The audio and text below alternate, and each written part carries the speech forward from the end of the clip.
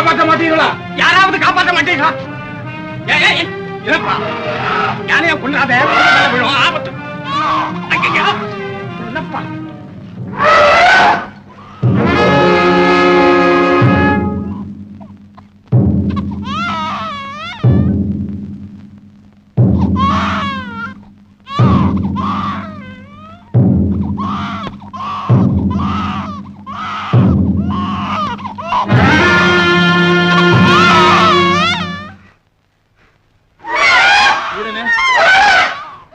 எங்கிருந்தோ வந்து என் குலவிளக்கை காப்பாற்றினாய், என் உயிரை நிலைக்க வைத்தாய்.